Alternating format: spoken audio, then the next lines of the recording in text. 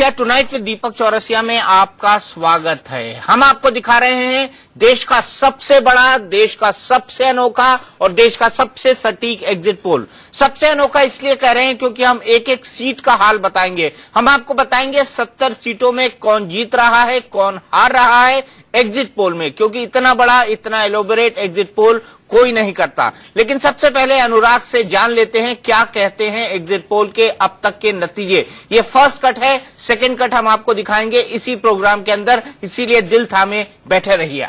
बिल्कुल दिल थामे बैठे रहे दीपक दर्शक, क्योंकि एक एक सीट का एग्जिट पोल हम दिखाएंगे, हर वीआईपी सीट की हम बात करेंगे। लेकिन सबसे पहले देख लेते हैं इस एग्जिट पोल में किसको कितनी सीटें। चौंकाने वाला एग्जिट पोल है, चौंकाने वाला ये मैंडेट जनता देती हुई दिखाई दे रही है एग्जिट पोल के नतीजे के हिसाब से। 53 सीटें आम आदमी पार्टी को, 3/4 बहुमत, ये आप देख सकते हैं 53 सीटों के साथ आम आदमी पार्टी। 17 सीटें भारतीय जनता पार्टी के साथ इस वक्त जाती हुई दिखाई दे रही हैं। इस एग्जिट पोल के नतीजे के मुताबिक कांग्रेस को भारी नुकसान होता हुआ नजर आ रहा है, क्योंकि कांग्रेस का या तो खाता भी नहीं खुलेगा, जनता कहती है, या फिर 1-2 सीटें उसकी आ सकती हैं। किसको कितने प्रतिशत वोट? 49% वोट आम आदमी पार्टी के खाते में जाते हुए नजर आ रहे हैं इस एग्जिट पोल के नतीजे के हिसाब से। 34% वोट भारतीय जनता पार्टी को मिलते हुए नजर आ रहे हैं, 10% कांग्रेस को, और अन्य के खाते में 7% वोट जाते हुए नजर आ रहे हैं। नफा नुकसान की भी हम बात अगर करें तो नफा नुकसान आप देखिए कि 15 सीटों का नुकसान भारतीय जनता पार्टी को हो रहा है। 32 सीटें आई थी 2013 में, 17 सीटें अब आती हुई नजर आ रही हैं।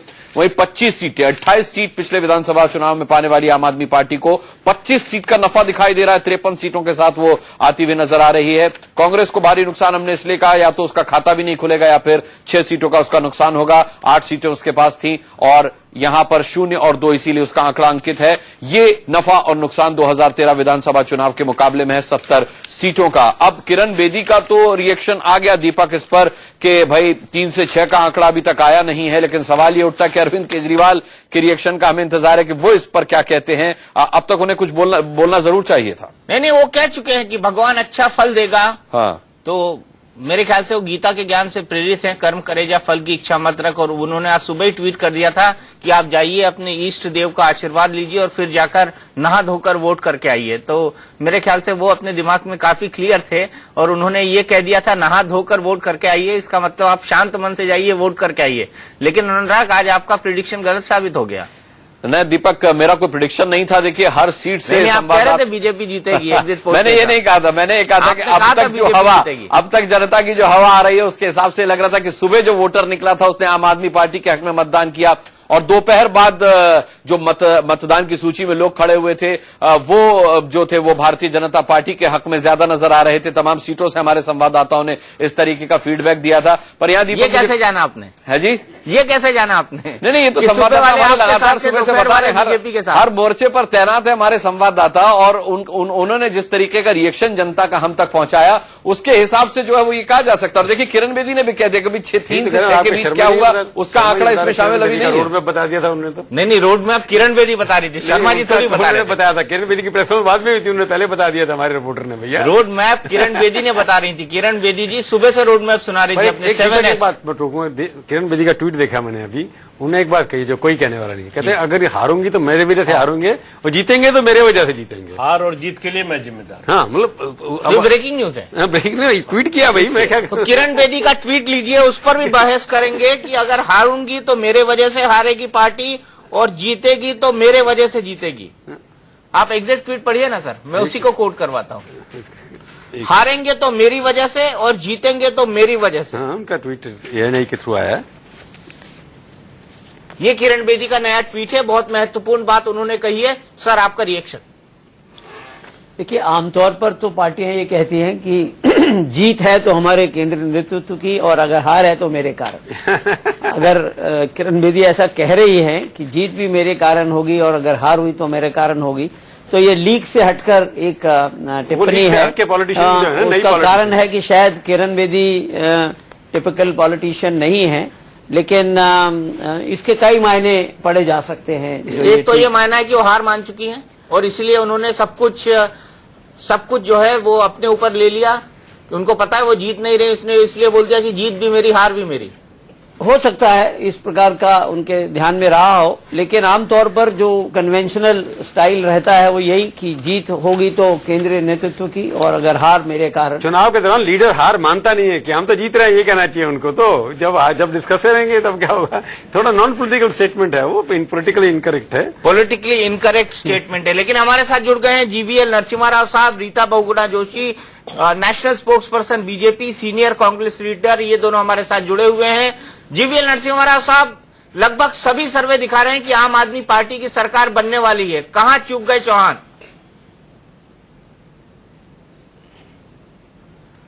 दीपक जी, मैं आज आपके सहयोगी अनुराग जी की बात में ज्यादा विश्वास रखता हूं क्योंकि मेरी बात पे विश्वास नहीं रखेंगे आप, अनुराग की बात पे विश्वास रखेंगे? आज नहीं, मैं आपके सर्वे पर मैं कह रहा हूं क्योंकि सभी सर्वेस, मैं मानता हूं सभी सर्वेस एक ही तरह इशारा कर रहे हैं। सभी सर्वेस ये कह रहे हैं आम आदमी पार्टी जीत रही है। हम फरवरी 10 तारीख का नतीजे के लिए इंतजार करेंगे। ऐसे उदाहरण है हमारी राजनीति में जब सबके सब सर्वे एक गलत दशा को पकड़े हो, और एक सिस्टमैटिक एरर के तहत ऐसा होना स्वाभाविक है, और मेरा अभी भी उम्मीद बनी हुई है। पर लेकिन आप सभी एग्जिट पोल्स का एक ही विषय मानना है, तो इस पर यदि आपको कुछ सवाल पूछना है तो हम बताएंगे। लेकिन सिस्टमैटिक एरर जो सभी सर्वेस को एक ही तरह दिशा देने के लिए मजबूर करते हैं, ऐसे कई उदाहरण है हमारे इतिहास में। इसके कारण, एक मुख्य कारण मैं आपको बताता हूं क्यों हो सकता है। नरसिम्हा राव साहब, 1 मिनट रोक रहा हूं आपको। उसका ये कारण है, 1 मिनट रोक रहा हूं आपको। ये सिस्टमेटिक एरर आपको लोकसभा चुनाव में तो नजर नहीं आई थी जब मोदी जी जीत रहे थे? नहीं है, नजर आई थी क्योंकि सभी एग्जिट पोल्स ने हमको कम आंका था तब। आप देखिए, आप 2014 का लोकसभा चुनाव देखिए, हमें कम से कम 100 सीट कम दिया गया था। कौन सी सर्वे थे जो हमें 272 सीट एनडीए को दिए थे? कोई सर्वे एनडीए को बहुमत नहीं दिया था। तो इसलिए उस सर्वे में भी, लोकसभा चुनाव में भी एक सिस्टमैटिक एरर था सभी सर्वेज में। सबके, ऐसा मेरा मानना है। दिखा दीजिए दोबारा कुछ काउंटिंग एक दिन पहले सर्वे बिल्कुल, हम लोग काउंटिंग से एक दिन पहले वो सर्वे भी हम आपको अशोक दिखा टंडन देते भी थे हैं। उसमें 270 का सर्वे हमने आपको दिखाया था, वो सर्वे भी हम आपको दिखा देंगे जीवीएल नरसिम्हा राव साहब। लेकिन मैं रीता बहुगुणा जोशी जी के पास जाऊंगा। रीता बहुगुणा जोशी जी, सब सर्वे कह रहे हैं 0 से 4 सीटें कांग्रेस को। ये क्या हो गया कांग्रेस को? देखिए, 2 तरह के आपके आ रहे हैं सर्वे के रिपोर्ट्स। पहला एग्जिट पोल आपका ये कह रहा है कि हम तीसरे नंबर पर जा रहे हैं, दूसरा ये कह रहा है कि हम हो सकता है 0 पे चले जाएं। इसी तरह का सर्वे आप लोगों ने जब एग्जिट पोल किया था जम्मू कश्मीर के लिए, तो जो सीटें आप हमको दे रहे थे उसकी दुगनी सीटें हमारी वहां पर आई थी। आपने में बहुत कम आंका था, झारखंड में भी आप ऐसे ही बोल रहे थे। मैं ये तो नहीं कहती कि सारे एग्जिट पोल गलत होंगे, यूं तो हम भी 10 तारीख का इंतजार करेंगे क्योंकि हमारे भी बड़े मजबूत उम्मीदवार लड़ रहे हैं जगह जगह पर। लेकिन ये बात सही है कि अगर हम तीसरे पे भी आ रहे हैं तो जो आप हमको सीट फिगर दे रहे हैं वो गलत साबित होगी, हम आपसे कह सकते हैं। लेकिन इस पूरे आंकड़े में एक बात स्पष्ट है कि जो मोदी जी की लहर बनाई गई थी वो अब पीछे को हटने लग गई है, क्योंकि इस पूरे चुनाव में कहा गया था पूरे देश ने मोदी को चाहा, दिल्ली भी मोदी को चाहती है, पूरा नारा था। जो देश ने किया वही दिल्ली करेगा। और मोदी जी का रिजेक्शन हो रहा है और उसके जगह एक अभी क्षेत्रीय पार्टी भी नहीं है ठीक से, एक नई आउटफिट ऊपर आ रही है।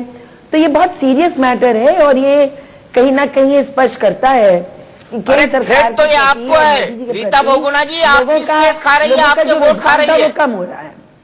ये आपकी स्पेस खा रही है, आपके वोट खा रही है। ये बात, प्रश्न ये नहीं है। देखिए, प्रश्न ये है कि भारतीय जनता पार्टी और उनका जो मैस्कॉट है आदरणीय मोदी जी, इनका कलई खुल रही है। और आप, सबसे बड़ी बात यह है कि बिहार और यूपी के 40% लोग दिल्ली में रहते हैं और ये ज्यादातर दलित और पिछड़ी जात के लोग हैं। आप समझ रहे हैं इसका रिएक्शन यूपी और बिहार के पॉलिटिक्स पे क्या जाएगा? क्योंकि मोदी जी ने नाम लिया महात्मा गांधी का, मोदी जी ने सोशलिज्म की बात करी, लोहिया का नाम जगह जगह लिया, उसके बावजूद जो दलित है, पिछड़ा है, गरीब है, उनके प्रति अगर आकर्षित नहीं हुआ है तो चिंता करनी चाहिए उनको, और ये समझना चाहिए कि जो पूंजीवादी छवि उनकी बन गई है, वो उनको इस चुनाव में कहीं ना कहीं घसीट के बहुत पीछे ले गई है। तो जो हम कांग्रेस कह रही थी कि ये लोग जो बोलते हैं वो करते नहीं है, कथनी कंती में अंतर है, और ये रिएक्शनरी पार्टी है, ये राइटिस्ट पार्टी है, चर्चों का टूटना, वहां पर आपके हिंदू मुसलमान का दंगा का प्रयास करना, देखिए इट इज अ रिएक्शन। वो मिनी इंडिया है, कॉस्मोपॉलिटन सिटी है, और उसने रिजेक्ट किया है मोदी जी को, बीजेपी की इस तरह के रिएक्शनरी पॉलिटिक्स को, रिच मैन्स पॉलिटिक्स। लेकिन रिजेक्ट आपको भी किया है रीता बहुगुणा जी, रिजेक्ट आपको भी किया है, इस बात को भूलना नहीं चाहिए। रिजेक्ट आपको भी किया है, बहुत बुरी तरह से किया है, और आपका अल्टरनेट बनकर उभरी है, इस बात को भी आपको भूलना नहीं चाहिए। देश की राजनीति जिसको आप मिनी इंडिया कहते हैं, वहां पर आपकी पार्टी को पूरी तरह से नकार दिया गया है, इसको भी कांग्रेस को भूलना नहीं चाहिए। पहले तो आने दीजिए रिजल्ट। आप कह रहे हैं पूरी तरह नकार दिया, विश्वास नहीं करते। आपने जब एग्जिट पोल पहले दिखाया था 19% वोट आ रहा था, 19% vote is not total rejection, it may not convert into seats, लेकिन टोटल रिजेक्शन मत बोलिए। दूसरी बात यह है कि हम 15 साल वहां हुकूमत कर चुके थे और जनता चेंज चाहती थी, और चेंज के लिए उनको केजरीवाल, जितना ज्यादा बीजेपी ने केजरीवाल को अटैक किया, जितना उनके खिलाफ बोला, उनका पर्सनल अटैक किया, उनके ऊपर करप्शन के चार्जेस लगाए, जनता उतनी ही उल्टी हो जाती गई। और कहीं ना कहीं मुझे ये लगता है कि बेदी जी का जो अप्रोच था, जो उनकी वाणी थी, देखिए आज लोग राजनीति में विनम्रता मांगते हैं, वो चाहते हैं हमारा नेता विनम्र हो और हमसे उतरकर जमीन पे धरातल पे बात करे। पर जैसे मोदी जी का मैं बहुत प्रबल है ना, वैसे किरण जी का भी मैं बहुत प्रबल हो गया था। मैं व्यक्तिगत रूप में उनका बहुत सम्मान करती हूँ, she is a very strong woman, लेकिन कहीं ना कहीं इस कैंपेन में उनका जो क्या कहते हैं, जो अकड़ थी और जो उनकी बात करने का लहजा था, वो वोटर को पसंद नहीं आया। ऐसा मैं एक व्यक्ति के रूप में, आम व्यक्ति के रूप में ज्यादा कर रही है, कांग्रेस के एनालिसिस कम कर रही है, समझ में नहीं आ रहा है। आप तब से बीजेपी के एरोगेंस को बता रही है, आपके यहाँ एरोगेंस नहीं था, तब क्यों हार गई? ये इलेक्शन अगर सचमुच दो पार्टीज के बीच में फ्रंट रन है, तो कांग्रेस पार्टी तो 130 ईयर्स की पार्टी है, 15 साल हम राज कर चुके वहां, और जनता विकल्प चाहती है, परिवर्तन चाहती थी। तो बीजेपी को परिवर्तन के रूप में नहीं लिया उन्होंने उसको लिया जिसकी आइडियोलॉजी कांग्रेस की आइडियोलॉजी की लाइन पर है। चलिए सीधे चलते हैं वीवीआईपी सीट्स की तरफ। रीता जी, आपका भी इंटरेस्ट होगा कि दिल्ली के अंदर कौन किस सीट पर जीत रहा है, कौन किस सीट पर हार रहा है। सबसे पहले चलते हैं वीवीआईपी सीट्स की तरफ।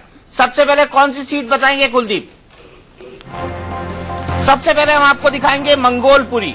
मंगोलपुरी क्या कहती है? मंगोलपुरी में राजकुमार चौहान, शीला दीक्षित के सबसे ट्रस्टेड मंत्री, कांग्रेस के हैं, हार रहे हैं, बड़े नेता हैं, बड़े नेताओं में से एक हैं, और राखी बिड़लान जो आप पार्टी की है वो जीत रही हैं। ये इंडिकेट कर रहा है हमारा एग्जिट पोल। तो मंगोलपुरी एक बड़ी लड़ाई थी, त्रिकोणीय संघर्ष था। भारतीय जनता पार्टी के सुरजीत कुमार थे वहां पर, थोड़ा लंबे स्टे करेंगे ग्राफिक्स तक तो बेहतर रहेगा। एग्जिट पोल का अनुमान सदर बाजार में अजय माखन कांग्रेस के हार रहे हैं और सोमदत्त दूसरी बार से वहां पर आपके प्रत्याशी जीत रहे हैं। ये देखिए ग्राफिक्स आप, परवीन कुमार जैन बीजेपी, त्रिकोणीय मुकाबला वहां पर, उनको भी हार मिल रही है। अजय माखन कांग्रेस के, उनको भी हार मिल रही है। वहीं सोमदत्त आम आदमी पार्टी के, वो जीत रहे हैं। अगर वो जीतते हैं तो लगातार उनकी दूसरी जीत होगी। ये लगातार कांग्रेस का एक बड़ा स्ट्रांग होल्ड रही है, पिछली बार ही इसमें हार का सामना करना पड़ा था। नतीजा नहीं दिखा रहे हैं हम आपको कृष्णा नगर का। जी हाँ, कृष्णा नगर का नतीजा नहीं दिखा रहे हैं, क्योंकि कृष्णा नगर में हमारा एग्जिट पोल डिसाइड नहीं कर पा रहा है कि किसकी जीत होगी।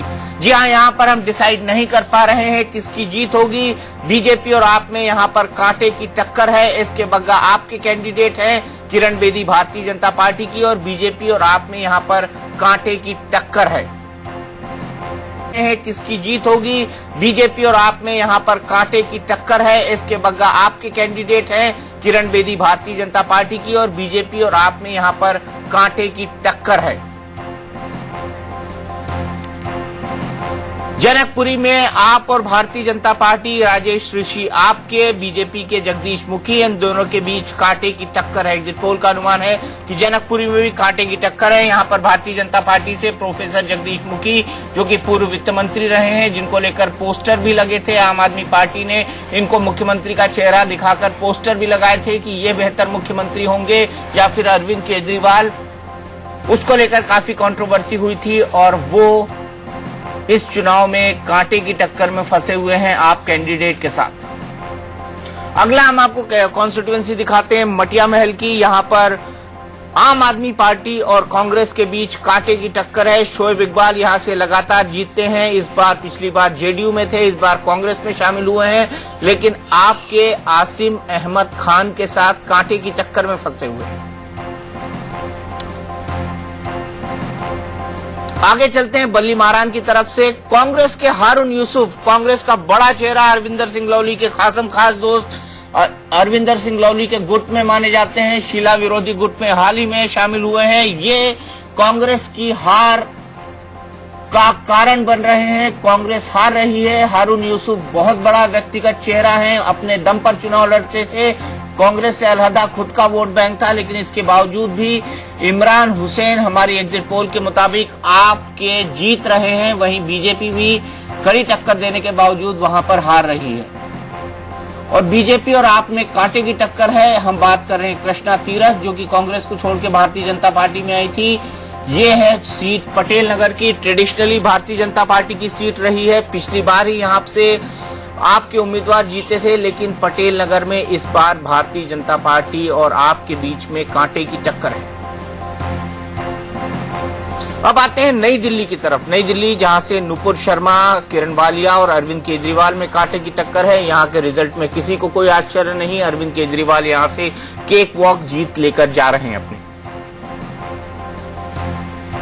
द्वारका, जहां पर हमारे सहयोगी अनुज गुप्ता जी रहते हैं, प्रद्युम्न राजपूत, महाबल मिश्रा और आदर्श शास्त्री के बीच कांटे का मुकाबला है। आम आदमी पार्टी के आदर्श शास्त्री यहां से जीतते हुए नजर आ रहे हैं। मालवीय नगर में सोमनाथ भारती, डॉक्टर योगानंद शास्त्री और डॉक्टर नंदिनी शर्मा का मुकाबला है। सोमनाथ भारती सबसे कंट्रोवर्शियल मिनिस्टर रहे हैं आम आदमी पार्टी की 49 डेज की गवर्नमेंट में, लेकिन उसके बावजूद वो मालवीय नगर में जीत रहे हैं। काफी एक्टिव रहते हैं मालवीय नगर में और ये उनकी जीत के पीछे एक बड़ा कारण हो सकता है। एक्सिस का एग्जिट पोल ये कह रहा है, हम नहीं कह रहे। अंबेडकर नगर में अशोक कुमार, चौधरी प्रेम सिंह कांग्रेस के कद्दावर नेता और वहीं अपेक्षाकृत आम आदमी पार्टी का नया चेहरा अजय दत्त जीत रहे हैं। अजय दत्त इस लड़ाई के अंदर चौधरी प्रेम सिंह को हरा रहे हैं। चौधरी प्रेम सिंह कई बड़े पदों पर रह चुके हैं,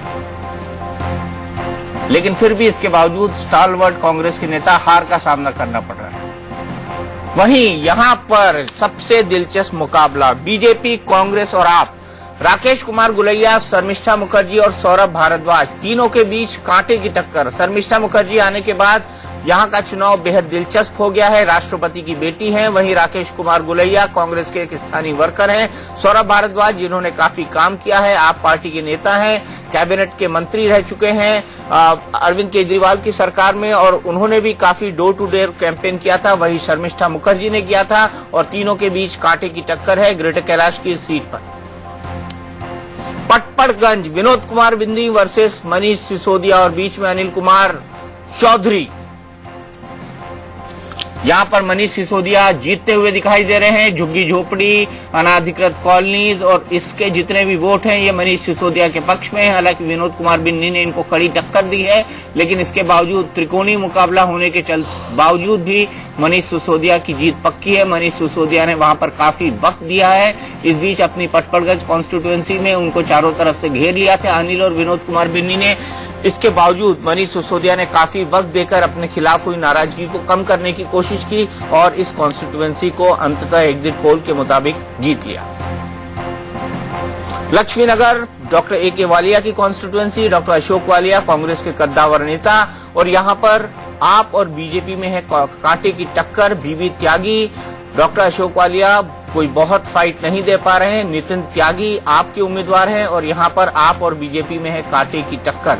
पिछली बार यहां से विनोद कुमार बिन्नी जीते थे, लेकिन आपसे झगड़ा होने के बाद उनको आपसे निकाल दिया गया था और उसके बाद वो भारतीय जनता पार्टी में शामिल हो गए थे।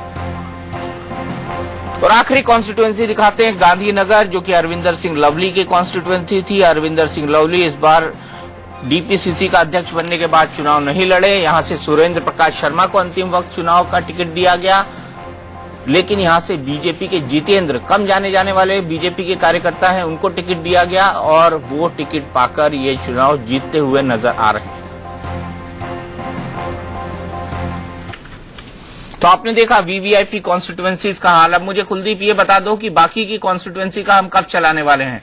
इसकी जानकारी भी हम अपने दर्शकों को देंगे बस थोड़ी सी देर के अंदर, कि आप अगर अपनी कॉन्स्टिट्यूएंसी का रिजल्ट देखना चाहें तो हमारे स्क्रीन के किस हिस्से पर आप देख सकते हैं। और लगातार वीवीआईपी कॉन्स्टिट्यूएंसी के बारे में जो हमारी जानकारी है वो लगातार क्या बोले दिल्ली में लगातार इस तरीके से चलती रहेगी हमारे स्क्रीन के लेफ्ट साइड में और फुल फ्रेम स्क्रीन के अंदर भी चलती रहेंगी। हम सबसे पहले एक क्विक रिएक्शन लेते हैं कि क्या इन तमाम परिणामों ने हमारे एक्सपर्ट पैनल को किसी तरह से चौंकाया या नहीं चौंकाया। प्रभु, सबसे पहले आपके पास।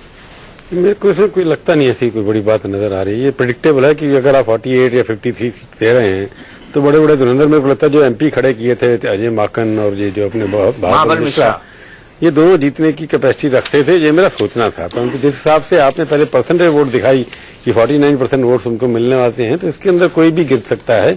ये काफी एक्सपेक्टेड लाइंस पे चुनाव आ रहे हैं। अगर आपका एग्जिट पोल सच निकला तो इसमें कोई परेशानी की बात नहीं, कोई ऐसी चौंकाने वाली बात नहीं है।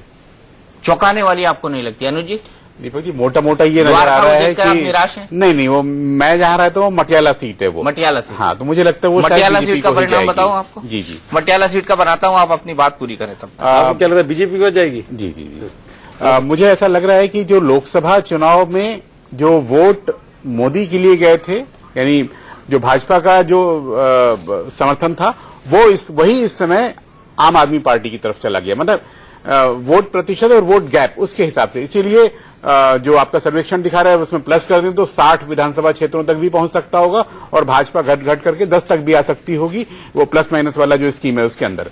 लेकिन एक लाइन की टिप्पणी जो साफ मेरे मुंह से निकलती है कि अरविंद केजरीवाल ने बीजेपी को हाफ कर दिया और कांग्रेस को साफ कर दिया। हाफ कर दिया और साफ कर दिया, ये बड़ा अच्छा है। ये नारा जो है बीएसपी वाले बड़ा लगाया, 17 मान के चले तब हाफ। नहीं, ये बीएसपी वाले लगाया करते थे। नहीं, हाफ तभी हुआ कि 17 सीटें आती हैं। हाफ तभी हुए जब 17 सीटें आती हैं। बीएसपी के लोग ये बड़ा नारा लगाते थे, आपको याद है ना नारा? हाँ। तिलक तराजू और तलवार इनको मारो डैश डैश डैश, और उसके बाद तिलक को माफ किया, तराजू को हाफ किया और तलवार को साफ किया। ये नारा वो लगाते थे और आपने उससे अच्छी एनालॉजी निकाली है। मैं आपको बताइए मटियाला में क्या हो रहा है। मटियाला का हाल बताऊंगा, लेकिन उससे पहले ब्रेकिंग न्यूज दे दूं। अरविंद केजरीवाल ने ट्वीट किया है कि जो एग्जिट पोल के नतीजे हैं उसी उम्मीद के हिसाब से दिल्ली के नतीजे आएंगे। और मेरे साथ जुड़ गई हैं रीना गुप्ता जी, आम आदमी पार्टी की नेता। और मैं फिर उनसे वही सवाल पूछता हूं, मैं सबसे पूछ रहा हूं, लेकिन आप उसका बड़ा पॉलिटिकल करेक्ट आंसर दे रही हैं। शायद रीना जी के पास उसका सही जवाब हो। रीना जी, आप इस चुनाव में किसको हराएंगी, मोदी को या बेदी को?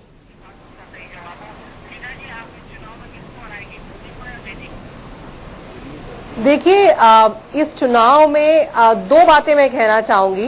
पहली बात तो ये, इस चुनाव के अगर नतीजे जैसे प्रिडिक्ट किए जा रहे हैं सारे ओपिनियन पोल्स में वैसे ही निकलते हैं, तो सबसे बड़ी बात ये है कि दिल्ली की जनता ने ये प्रूव कर दिया है कि धर्म और जात पात की राजनीति के अलावा एक ईमानदार और एक मुद्दे की राजनीति पॉसिबल है हमारे देश में। दूसरी बात ये, हमारी जो कैंपेन थी वो हमेशा पॉजिटिव कैंपेन रही। हमने हमेशा मुद्दों की बात करी, बिजली की, पानी की, स्कूल की, सड़क की, अस्पतालों की। जबकि भारतीय जनता पार्टी की कैंपेन थी जो बहुत ही नेगेटिव कैंपेन रही। उन्होंने सिर्फ अरविंद केजरीवाल को निशाना बनाया, उनको कभी नक्सली बुलाया, कभी बंदर बुलाया, कभी कुछ बोला। और दिल्ली की जनता ने ये प्रूव कर दिया कि नेगेटिव राजनीति नहीं चलेगी, पॉजिटिव राजनीति चलेगी। तीसरी बात मैं ये कहना चाहूंगी कि लोकसभा चुनाव में प्रधानमंत्री जी ने बहुत बड़े बड़े वादे किए थे और कहीं ना कहीं इस रिजल्ट से हमें ये भी पता चल रहा है कि उन वादों पे वो बहुत सारे वादे पूरे नहीं कर पाए। आप देखिए, अंतर्राष्ट्रीय बाजार में कच्चे तेल का दाम इतना गिर गया, लेकिन दिल्ली में अभी भी महंगाई, सब्जी के दाम, फल के दाम, अनाज के दाम अभी भी आसमान छू रहे हैं। प्रधानमंत्री ने एक बहुत बड़ी जनधन योजना शुरू करी, उससे क्या हुआ? लोगों के बैंक के खाते खुल गए, लेकिन बैंक के खाते खुलने से उसमें अगर पैसा नहीं आता है तो बैंक के खाते खुलने से क्या फायदा? बेरोजगारी में भी कोई ज्यादा चेंज नहीं आया। और तीसरी जो सबसे बड़ी बात हुई वो ये हुई कि जो भारतीय जनता पार्टी के आपने पूरा इलेक्शन महिलाओं के खिलाफ जो बयान रहे, आपसे सवाल पूछा जा रहा है मोदी को हराया या बेदी को हराया, ये उसका रीना जवाब दीजिए। गुप्ता जी, चुनाव प्रचार खत्म हो गया, एग्जिट पोल आपको जिता भी रहे हैं, तो क्यों भाषण दे रही हैं आप? काम की बात करिए, मुद्दे की बात करिए। आपने मोदी को हराया या बेदी को? भाषण नहीं दे रही हूँ सर, मुद्दे की बात कर रही हूँ। तो मेरा मुद्दा ये है, सीधे हाँ या ना में जवाब दीजिए, एक लाइन में जवाब दीजिए। आपने मोदी को हराया या बेदी को?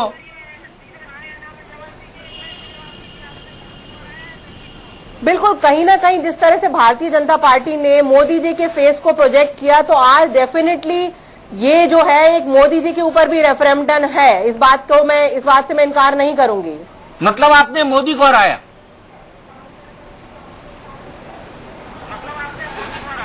बिल्कुल।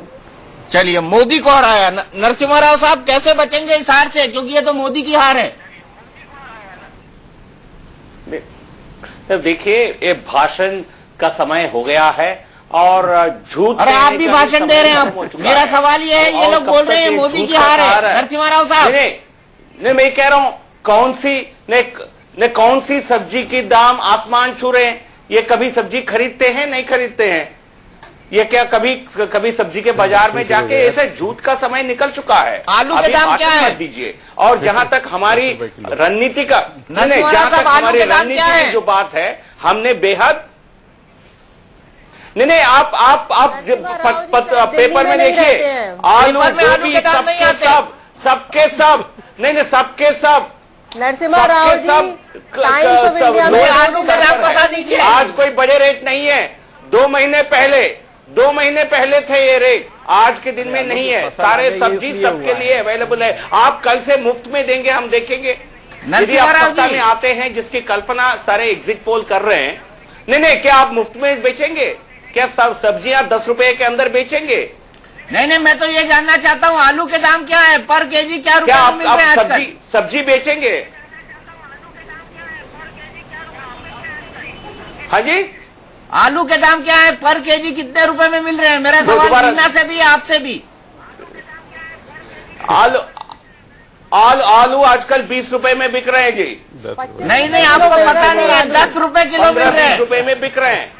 अरे 10 रुपए किलो मिल रहे हैं नरसिम्हा राव साहब। 15 में जो आपका ठीक है, मैं बता रहा हूं, मैं हायर इनकम लोकेलिटी में जो ठेले वाले से आपको 15 रुपए में मिल रहा है। आप मंडे वीकली मार्केट में जाएंगे, आपको 8 रुपए में मिलेंगे, 10 रुपए में मिलेंगे। तो इसलिए आम आदमी पार्टी क्या फ्री में देने वाली है सब्जियां? बताइए रीना, आम आदमी पार्टी क्या फ्री में देगी? अरविंद केजरीवाल कह रहे हैं कि उनकी मां मटर लेने जाती हो 8 रुपए किलो मिलती थी जब वो चीफ मिनिस्टर थे। हमने कोई वादा नहीं किया। तो फिर ऐसा कोई बयान क्यों दे रहे हैं? ये सब्जी का मार्केट का प्राइस क्या सरकार तय करती है? आपको इतनी बेसिक नॉलेज तो होना चाहिए।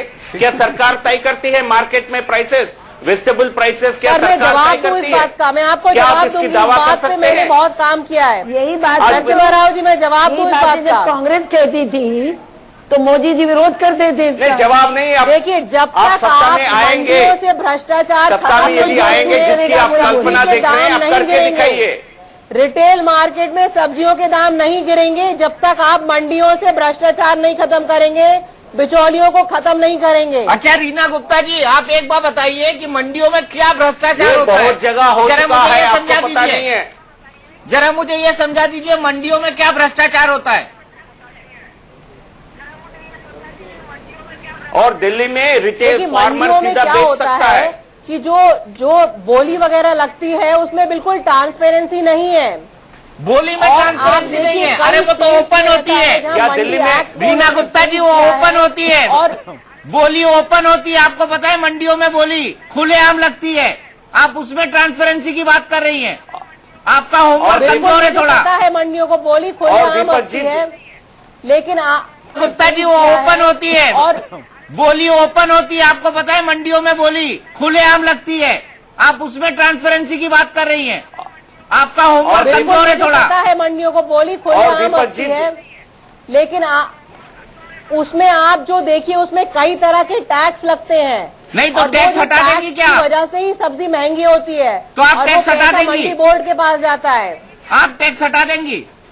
वो तो उस बात नहीं, हमने ये नहीं कहा टैक्स हटा देंगे। नहीं तो क्या हटाएंगी? उसमें जरूर देखेंगे कि क्या कारण है कि दाम तेज है, उन दामों को कैसे कम किया जा सकता है। नहीं, कैसे कम करेंगी ये तो बता दीजिए। ये तो बता, आप क्या अरविंद केजरीवाल सब्जियों को या आम आदमी पार्टी सब्जियों को ग्रो करेगी? मुद्दों पे आइए। क्या आप सब्जी महंगाई भी एक मुद्दा है ना, महंगाई एक मुद्दा है ना, आप ऐसे बयान क्यों देते हैं?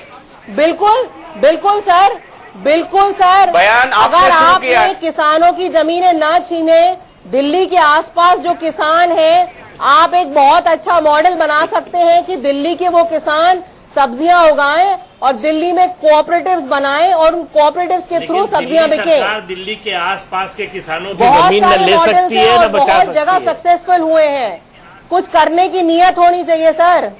तो सब्जी कोऑपरेटिव खरीदेगी, उससे दिल्ली की उससे दिल्ली का पेट भर जाएगा, उन सब्जियों से दिल्ली का पेट भर जाएगा।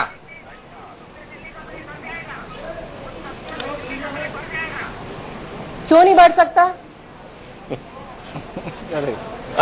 खैर मैं बहस में नहीं पढ़ना चाहता, मूल विषय से भटक रहे हैं। चलिए, आम आदमी पार्टी के पास इतने सभी के लिए सोल्यूशन है। यदि ये सत्ता में आते हैं, जैसा एग्जिट पोल कल्पना कर रहे हैं, हम फिर भी 10 तारीख का इंतजार करेंगे। यदि सत्ता में आप आते हैं तो 10 रुपए के अंदर सारा सब्जी उपलब्धि कराएंगे, या आम आदमी पार्टी सब्जियों को उगाकर जनता तो घर घर तक पहुंचाएगी, हम ऐसे उम्मीद करते हैं। क्या करेंगी? सब्जियों का अगर बड़ी बड़ी बयान तक पहुंचाएंगी रीना? लगता तो यही है, ऐसे ही वायदा कर रहे हैं सर। मैं जैसा पहले भी बोल रही थी, बहुत सारी चीजें ऐसी होती हैं कि अगर आप भ्रष्टाचार खत्म कर दें तो उसमें ऑटोमेटिकली जो है उन चीजों के दाम कम हो जाते हैं। अच्छा, वेजी प्राइजेस आप सुनना चाहेंगे? देखिए मेरे पास मंडी के रिटेल के भाव आ गए हैं। बीन्स 89 रुपये पर किलो, पालक 94 पर किलो, बीन्स 68 पर किलो, मेथी 56 पर kilo. January 2014 and January 2050 times of India का ये रिपोर्ट है। नरसिम्हा राव साहब बताइए कि महंगी तो है ना, तब भी है।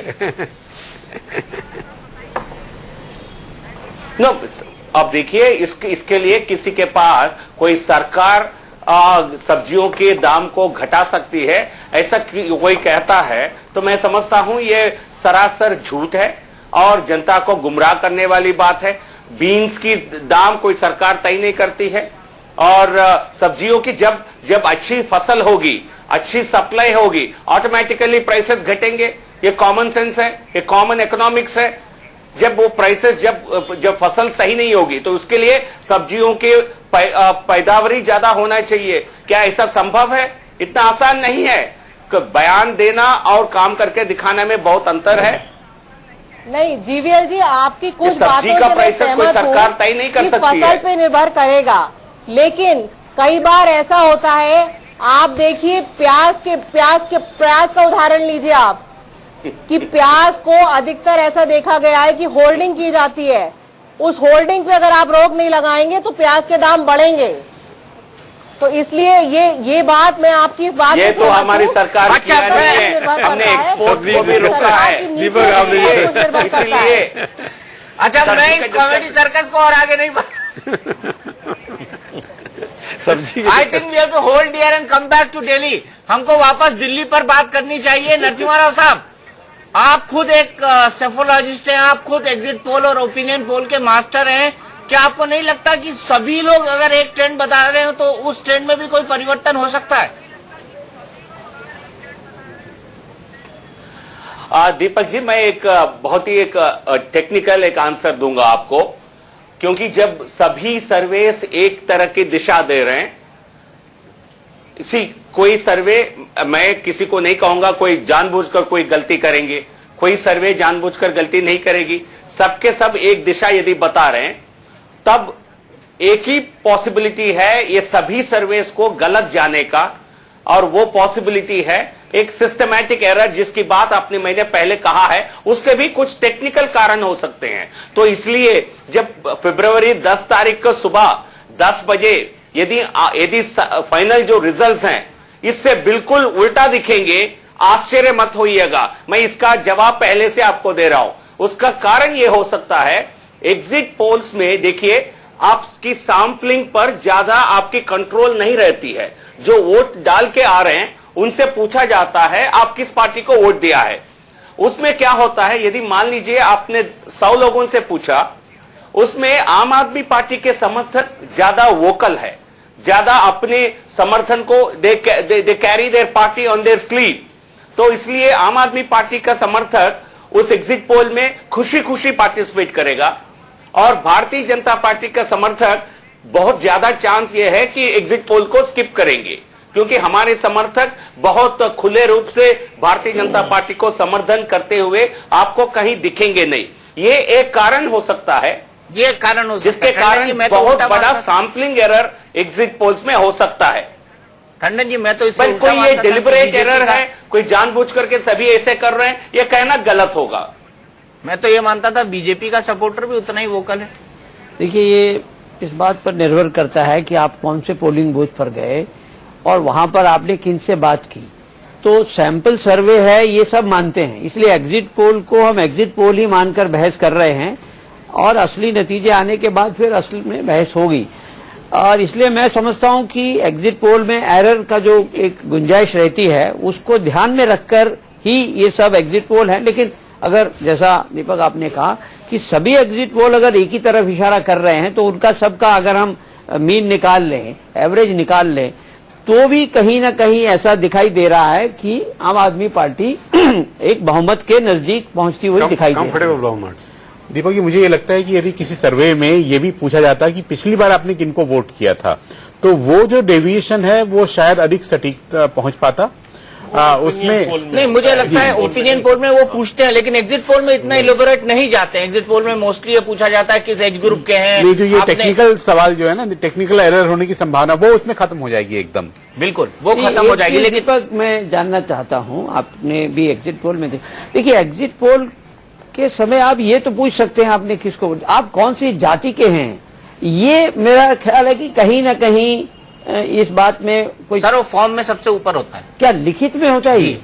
अच्छा, लिखित, मैंने सोचा सिर्फ पूछते हैं। नहीं, वो लिखित में होता है, फॉर्म में सबसे ऊपर होता है। आप किस एज ग्रुप के हैं आप उसको टिक करिए, आप कौन सी जाति के हैं आप उसको टिक करिए। तो बहुत से लोग वो फॉर्म भरना भी नहीं चाहते हैं, ये भी बात सच होती है। लेकिन जो कंसेंट देते हैं उन्हीं से भरवाया जाता है, जो कंसेंट देते हैं उन्हीं से भरवाया जाता है, जबरदस्ती नहीं भरवाया जाता है एग्जिट पोल का फॉर्म। लेकिन प्रदीप सिंह जी, यहाँ पे मैं आपको जोड़ना चाहूंगा, हमने आर्ग्यूमेंट सुने, काउंटर आर्ग्यूमेंट सुने, रीता बहुगुणा जोशी जी को भी सुना। आप किस तरह से देखते हैं इसको नेशनल पॉलिटिक्स के पर्सपेक्टिव में? मैं प्रभु जी के पास भी आऊंगा, अनुज जी के पास भी आऊंगा, टंडन जी के पास भी आऊंगा, लेकिन आपको क्या लगता है, क्या ये विजयी रथ रुकने के बराबर है अगर एग्जिट पोल के आंकड़े सही माने तो प्रधानमंत्री मोदी के? देखिए, इस रूप में विपक्ष निश्चित रूप से जो भाजपा के विरोधी दल हैं उसको पेश करने की कोशिश करेंगे। लेकिन आप देखिए दिल्ली की विधानसभा चुनाव की हिस्ट्री, तो पिछले 5 चुनावों से बीजेपी 33-34% से आगे बढ़ नहीं रही है वोट में, और ये इस बार भी हुआ है। तो इसलिए ये कहना कि मोदी का विजय रथ रुक गया, और दिल्ली के लोग स्प्लिट वोटिंग भी करते रहे, लोकसभा में किसी और के लिए, विधानसभा में किसी और के लिए, तो निश्चित रूप से इससे सबसे बड़ा जो असर होगा कि बीजेपी विरोधी जितनी ताकतें हैं उनका उत्साह बढ़ेगा, उनको एक मनोवैज्ञानिक एडवांटेज मिलेगा, एक उनके अंदर नई ऊर्जा आएगी और बीजेपी पर हमले और बीजेपी के खिलाफ गोलबंदी बढ़ेगी। ये बीजेपी की दृष्टि से होगा।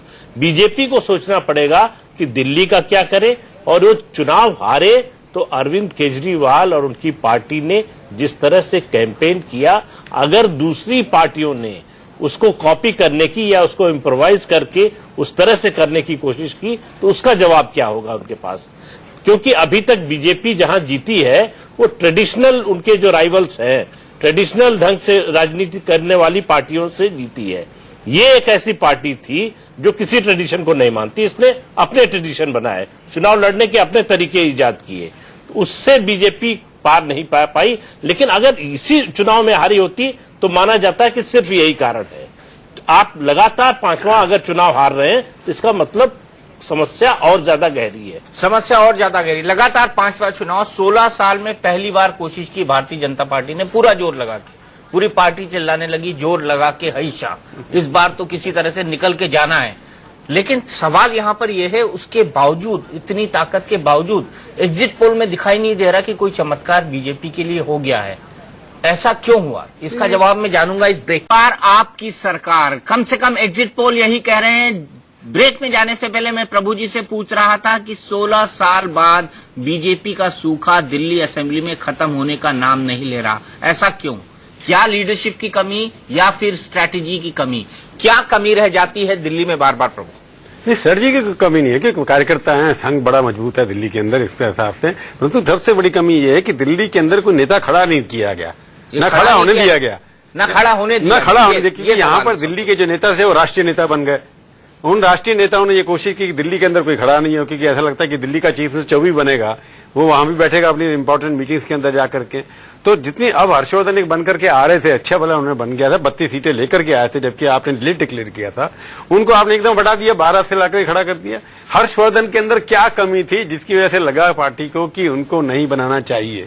मेरे को इसका जवाब आज तक नहीं मिला, क्योंकि इसलिए लगता है कि दिल्ली के नाते उन्होंने समझा कि दिल्ली का हर्षवर्धन जो कि सबसे केंद्रीय मंत्री बना हुआ है, एक अच्छा नेता खड़ा हो जाएगा, उस 60 साल की उम्र उसकी भी है, तो जो द्वितीय श्रेणी के नेता हैं उसके अंदर वो भी खड़ा हो सकता है।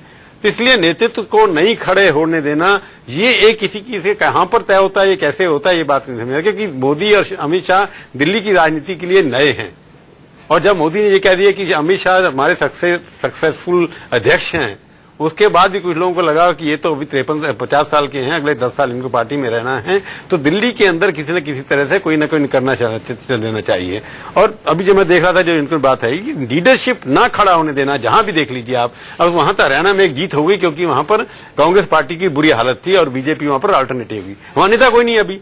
अब खट्टर साहब की परफॉर्मेंस अभी तक लोगों को समझ नहीं आ रही कि कर क्या रहे हैं।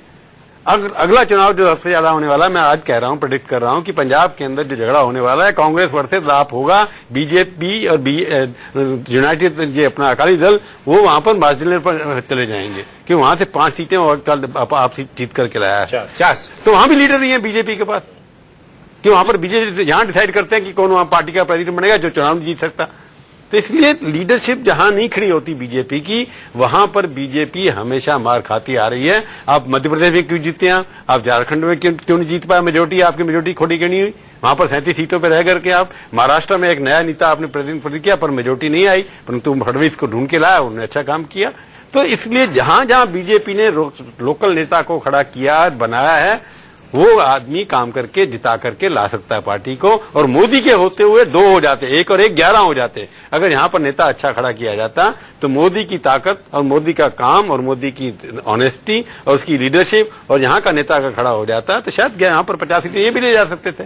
बिल्कुल। तो मैं अपने दर्शकों को यह साफ कर दूं कि फाइनल डाटा भी यही है। अनुराग एक बार डाटा पढ़ दीजिए हमारे दर्शकों के लिए। पीसीआर एक बार डाटा फायर कर देगा। फाइनल डाटा भी यही है। हमारे पास इस बात का कंफर्मेशन आ चुका है कि फाइनल डाटा भी यही रहने वाला है। बिल्कुल, फाइनल डेटा भी यही रहने वाला है। अगर फाइनल डेटा ये है तो थोड़ा किरण बेदी जी की चिंता बढ़ सकती है, क्योंकि वो 3 से 6 में आंकड़े के करेक्शन की उम्मीद में बैठी होंगी। लेकिन दुर्भाग्य है कि फाइनल डेटा भी यही है भारतीय जनता पार्टी के लिए। एक्सिस के एग्जिट पोल के मुताबिक केवल 17 सीटें आती हुई नजर आ रही हैं। 53 सीटें आम आदमी पार्टी के साथ, देखिए 3/4 बहुमत के साथ आम आदमी पार्टी की सरकार एग्जिट पोल में बनती हुई दिखाई दे रही है। कांग्रेस के लिए हालत पहले से भी ज्यादा बुरी है। ये किसको कितनी सीटों का आंकड़ा है। अब इससे अगर आगे बढ़ें तो आप देख सकते हैं प्रतिशत में किसको कितने वोट मिले।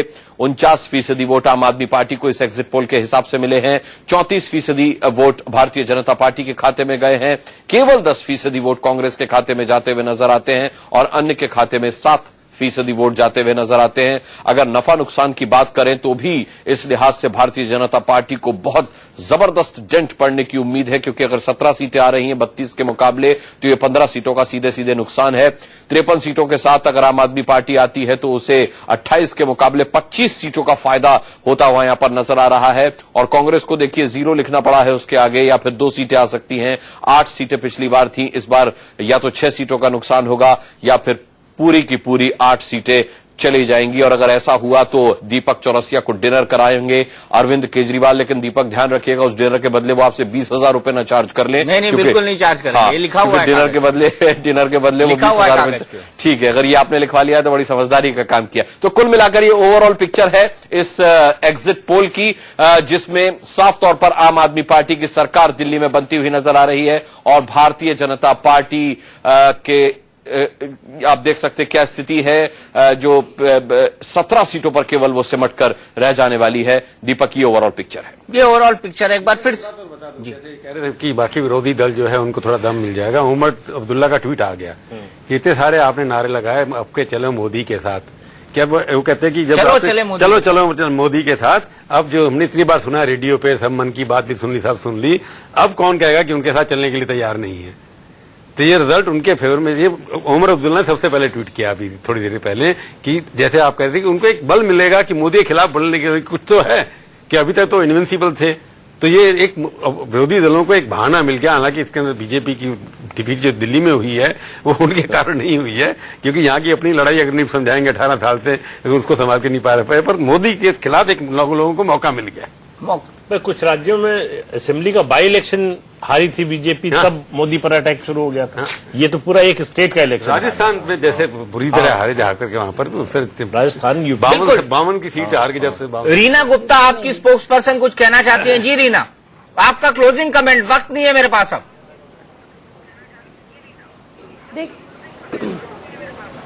जी, मैं ये कहना चाह रही थी कि आज भी जो अखबार में इश्तिहार निकले हैं उनको अगर आप देखें तो उसमें 80% मोदी जी दिखाई देते हैं, 10% सेंट्रल गवर्नमेंट ने क्या किया वो दिखाई देता है, और मुश्किल से 5% किरण बेदी जी की फोटो दिखाई देती है। तो ये हमें मानना पड़ेगा कि कहीं ना कहीं भारतीय जनता पार्टी ने मोदी जी को प्रोजेक्ट करा, और जब अगर हार होती है तो ये फिर डेफिनेटली मोदी जी के ऊपर एक क्वेश्चन मार्क तो लगाती है। बिल्कुल। नरसिम्हा राव साहब, एक लाइन में जवाब मुझे क्लोज करना है। दीपक जी, या आम आदमी पार्टी को पता है मोदी जी की पॉपुलैरिटी क्या है, इसलिए थ्रू आउट कैंपेन उन्होंने समझदारी से एक भी बार मोदी जी के खिलाफ एक भी वाक्य नहीं बोला, क्योंकि उनको मालूम था मोदी जी के खिलाफ कुछ बोलेंगे तो हमारे समर्थक जो हमें वोट दे सकते हैं वो मोदी जी को भी चाहते हैं। इसलिए आपने पोस्टर तक छिपवाया, प्रधानमंत्री मोदी पर पीएम एंड केजरीवाल पर सीएम। तो इसलिए आज कोई नया आंकलन लेकर के आम आदमी पार्टी आती है, लोग समझते हैं ये किसी प्रकार की एक आफ्टर थॉट है। और दूसरा, जहां तक हमें झारखंड में सर्वेस ने 60 सीट दिए थे, हमें मिले कितने हैं आपको मालूम है। हमें मेजॉरिटी हमारे अलायंस पार्टनर के साथ 41 सीट जो जरूरत है एग्जैक्टली उतने ही मिले हैं। 20 सीटों का फासला था बड़े बड़े सर्वे संस्थाओं के साथ। तो इसलिए आप मानकर मत चलिए 53 कुड बी 33, 53-33 हो सकता है 10 तारीख को। तो इसलिए अभी आराम करिए, बट 10 तारीख को आपसे फिर मुलाकात करेंगे। चलिए जीवीएल साहब, आपने सर्वे पर थोड़ा सा तो भरोसा किया, इसलिए आपका बहुत बहुत शुक्रिया। टुनाइट विद दीपक चौरसिया में इतना ही। इंडिया न्यूज पर खबरों का सिलसिला लगातार जारी है। हमारा बहस, हमारा विश्लेषण लगातार चलता रहेगा। 10 बजे हम आपको बताएंगे दोनों पार्टी की कैंपेन्स की खामियां और उनके अच्छे पॉइंट्स। आपने क्या अच्छा किया, बीजेपी ने क्या बुरा किया, बीजेपी ने क्या अच्छा किया, आपने क्या बुरा किया। रात 10 बजे।